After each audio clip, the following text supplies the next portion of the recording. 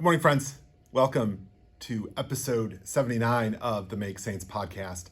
I'm Drew Downs, and this one is called Literalism Doesn't Mean Much Anymore. Now, I've been thinking about this a lot lately, and it comes up in all the things. I keep talking about sort of literalism and pushing on how we think about it and the ways in which we think differently than we think. But it really has occurred to me that the phrase is becoming meaningless. The word itself is becoming meaningless. Literalism, taking things literally, just doesn't mean anything anymore. Yeah, there's one of the favorite things that people do. What are the you've heard this? You maybe you've said this when you hear somebody say, "Yeah, that literally hurt," or that like I literally died, and you go, "Yeah, no, you didn't literally die. You figuratively died." Right? And what you just did was not just take literally. You actually took figuratively, literally. You actually got more literal with your use of the word literal than I think the word actually intends, because euphemisms, language itself is sort of arbitrary. We understand nuance far more than we understand the hard lines between these words.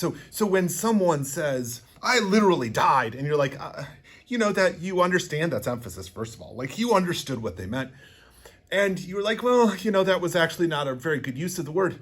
But take a second to think about it. Just take a second to think about how few good emphasis words we have. Figuratively is not a good word there. I figuratively died. No one would say that. No one would say that. There's the other place that we use this, and it's not just in that kind of figure of speech. We use literal and literalism and taking things literally when we're talking about like the Bible and important texts, all these important things that we read, and we talk about this as taking it literally. So what we end up trying to say is not what we're saying, right? We're trying to say that I'm taking it seriously, or that we do want to figure out whether this is real. We're talking about realness. We're talking about truth. Even a little bit of historicism, right? Throughout history, people have tried to figure out some of the stuff and find out whether it actually did happen. So humans have, for thousands of years now, tried to find evidence of the Great Flood, right? Trying to find evidence of walls around Jericho and trying to find out if they in fact did fall at the proposed year that we could sort of figure out from Scripture when that would have happened, right? And try to date this stuff and try to find out if it really happened. Now, humans have been trying to do this forever, but there's a new vision of this that isn't just did it happen? It's actually trying to take it and take did it happen more. It's kind of like that emphasis, using literally as an emphasis. You're taking it and saying, did this really happen? And say, did it really, really, really happen? Right? Did this happen like really, really, and not just really? There's a way in which we're taking it and placing all of our faith or placing all of our vision onto this idea. So we're making literally be more than it ever was before. We're taking literalism more than it ever was before. But think about this word, literal. And especially when we start picking at it, when we start picking at how we use it and start picking at people who do use it, and we find ourselves creating a word that becomes more and more and more extreme. So did something literally happen? And when we're talking about literal, it's becoming so narrow and narrow and narrow to the point in which it becomes extreme. It becomes so impossible for any of it to be literal, right? That things become so, we're not speaking to magnitude, or we're not speaking to truth. We're actually now speaking to something, an era, something so small that it is ultimately impossible. And then often the same mindset, the same way that we're sort of pigeonholing literal into its smallest worldview and its smallest means possible to define ultimate reality around the most minuscule of concepts. We're taking that and we're juxtaposing literal with another concept that has its own, just like literal has its own kind of contours and vision of the world, which is the kind of recognizing things that are metaphorical. Someone who speaks in metaphors, it has a divine imagination, can see, understands the concept of word pictures, can understand the place of story, and doesn't understand the limits of truth as being only about factuality, right? That you have being metaphorical is a really big term. But as literal becomes so small, and we make literal versus metaphorical into a thing, it means that nothing can be literal and everything gets to be metaphorical. And there's a way in which that doesn't actually match what anyone is trying to do here. Because what we're doing with literal and metaphorical is trying to talk not about the limits. We're actually simply trying to figure out truth. We're trying to figure out what happens and what is real.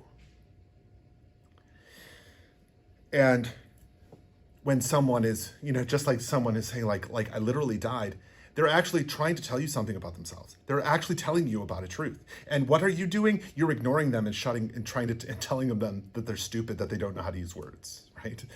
There's a similar thing that we do when we shut down the person who speaks metaphorically. You're like, that's not real. That's not real truth. We have this sort of like way of misunderstanding what we're really doing. At the heart of what we're intending to say when we speak of literal and literalism is what we're trying. We are now no longer fighting over the right word to use or different views of how it happened. We're actually trying in one part often to define reality itself. And define reality around a very particular vision of reality. Reality as defined so narrowly as factually happening in a time and place. That it is something that can be ordered, cataloged, and put in a bucket. Ultimately, actually, if you not like I like to use that example of buckets, throwing things in buckets and putting a label on it. But it's actually more like what we're doing with this stuff, whether it's the flood, to whether it's, or all the way up to Paul writing letters to people in Rome or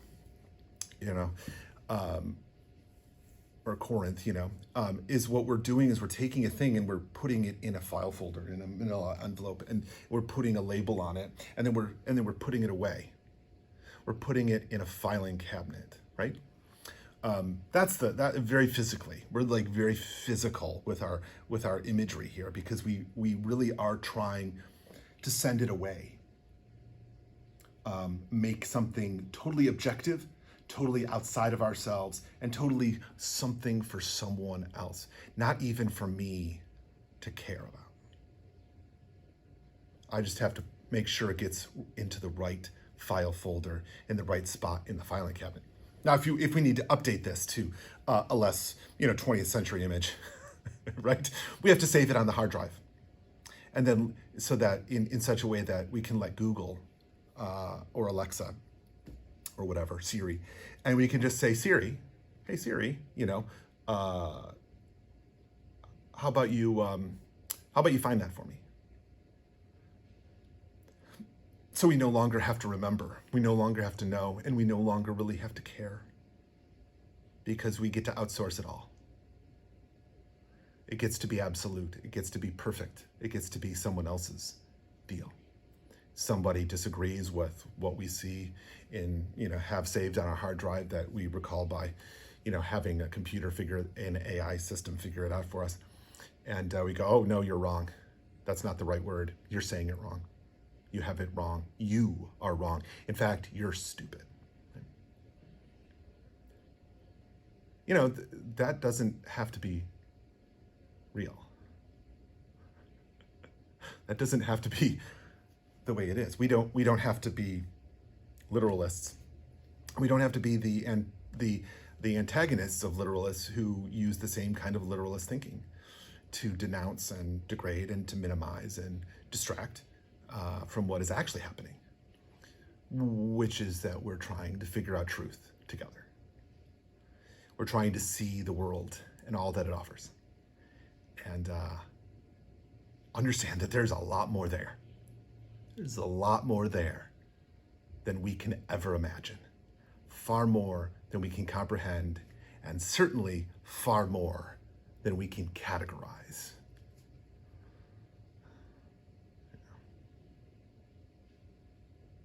Thanks for being here. We'll see you next time.